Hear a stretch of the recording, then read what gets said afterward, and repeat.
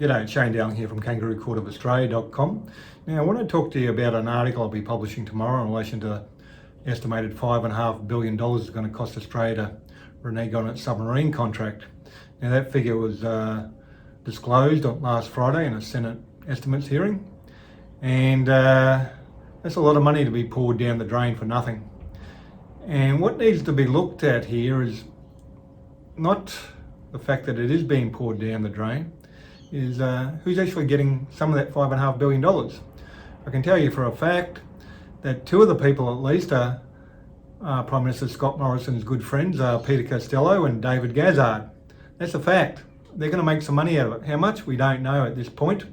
And that's without a doubt one of the first subjects, and probably the first subject that any federal ICAC should be investigating. How does a good mate, or two good mates of the Prime Minister Scott Morrison, weasel their way in to act as negotiators for the French government in relation to the $5.5 billion we just poured down the drain? Now, did they get $1 million, $2 million, $5 million, 10, 20, 30? We don't know. And that is something that could and should be disclosed. There's another Liberal Party crony, Sean Costello, back in 2016 when the contract was first announced. He jumped ship from a government position and headed up the Australian arm of the, I think it was Thales, or I can't recall the name offhand, that it was called back then.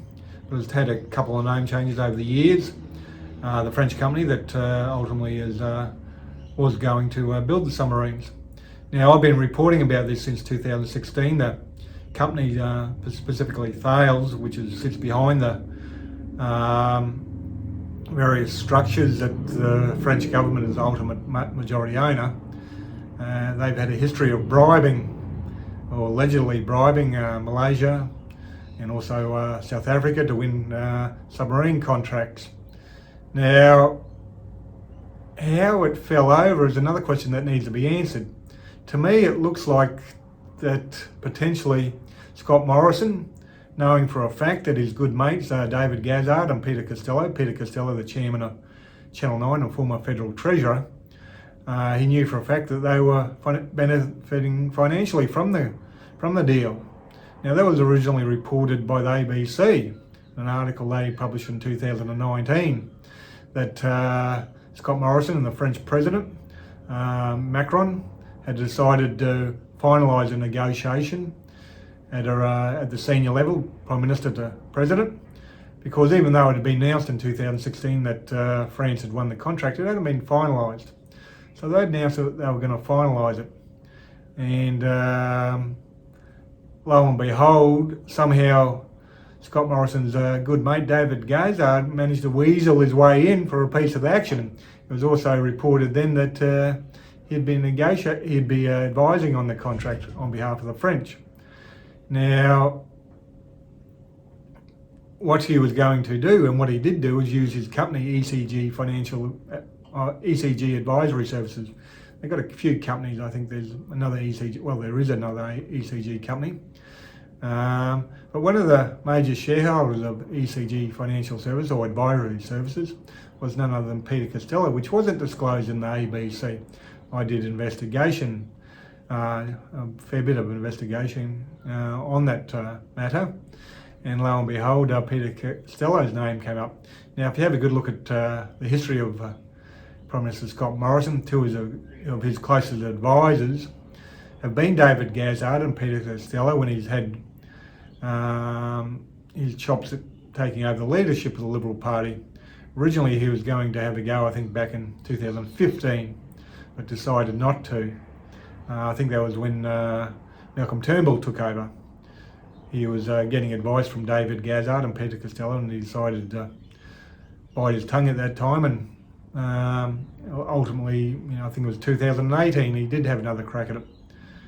Now, these are things that we know the overall details, and we know the overall details because I've been investigating it. No one else has.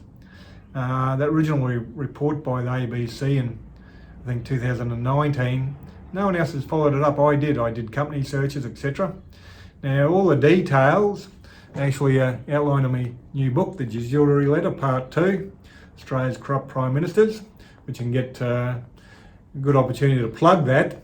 Now, I wasn't planning on plugging that, but then last Friday it was revealed $5.5 billion we're looking at ultimately spending and wasting on a submarine contract which went nowhere. And because I have outlined it in the book, the details, the murky details, which this book should be the first thing that federal ICAC should look at.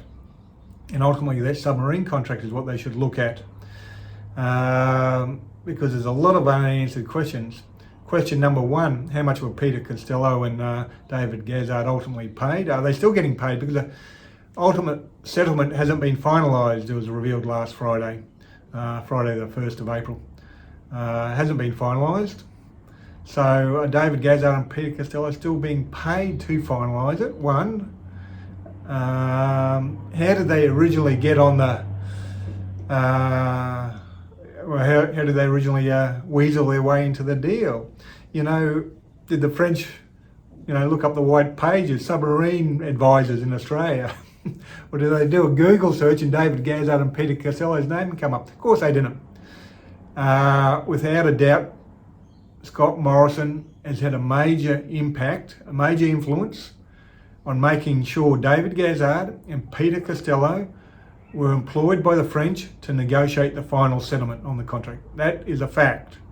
If it's not a fact, let them explain how a former treasurer and Peter Costello and Scott Morrison's good mate David Gazard managed to get employed by the French to negotiate the final contract with Australia. That's one of those huge unanswered questions. Also, ultimately, we need to know how much they got paid. How much did Scott Morrison get a kickback? Now, these are important issues. You'll find there's been criminal proceedings instituted against the former president of South Africa in relation to this exact issue, getting bribes off the French in relation to a submarine contract.